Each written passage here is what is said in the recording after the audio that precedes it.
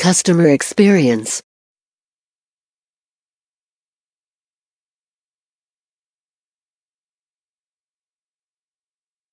No activity, regardless of how exciting, promising, or innovative it is, can qualify as a business until it has paying customers.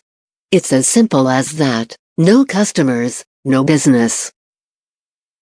Therefore, the job of any marketer is to spoil new and existing customers while remaining profitable.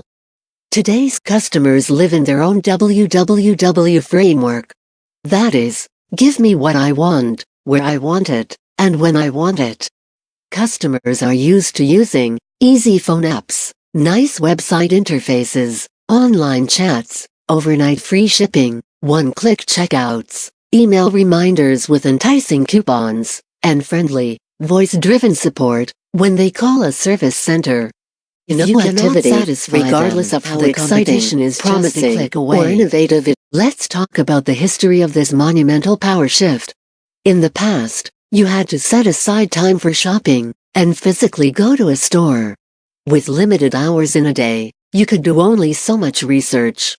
Your options for price comparison were limited.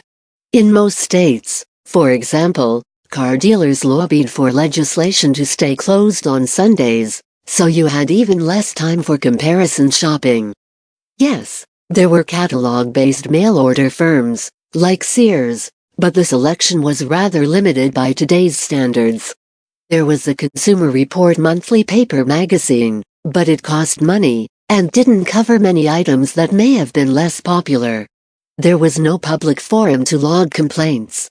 There was a Better Business Bureau, but who would bother to go there, or call, before shopping for a pair of sneakers?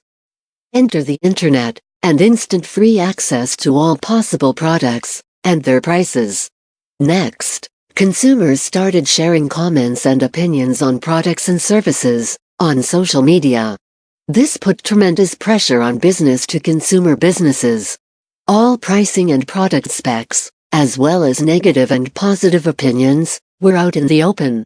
Next, we witnessed the proliferation of smartphones. Customers carrying smartphones were much more likely to tweet an angry opinion right on the spot, as opposed to going home and having to do it on desktops after they had a chance to cool off. The feedback loop became instantaneous. Amazon was the first to popularize a 5-star rating system for books purchased on their site. This was followed by Apple with 5-star ratings for iPhone apps. Both companies killed the proverbial two birds with one stone. They provided a valuable feedback mechanism to customers and simultaneously a tool to evaluate their suppliers. Next came Google and Yelp, using the by then familiar 5-star system for local businesses such as restaurants, roofers, dentists, physicians, etc. As a result, consumers got used to rating almost anything. This put businesses that had a lot of reviews with an average below 3 stars in real jeopardy. J.D. Power has long been known for rating the quality of cars. Now they provide 5-level ratings, by surveying customer satisfaction, with the quality of electronics, financial services, healthcare, insurance, retail, travel, and even sports. With sports, they measure fans' satisfaction with ticketing, arriving at the gate, security, ushers, seating, food, beverage, souvenirs, and how easy it was to leave a game. Consumers simply got spoiled with their power and with the ease of feedback. Therefore, today's customer service needs to be as easy to reach as possible and extremely responsive. In the age of Twitter, few customers will wait 24 hours for an answer.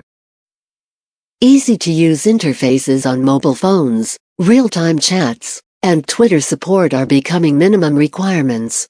The extreme ease of placing repetitive orders, as well as providing data on historical purchases, is a must as well. Amazon's Dash button is a perfect example of simplicity in reordering. You can get your detergent with one push of a Wi-Fi-enabled physical button stuck with adhesive to your washing machine. You don't even have to go find your smartphone. This enhanced customer service is now referred to as the customer experience, as it includes all of the above, plus aesthetics and simplicity in the service interaction.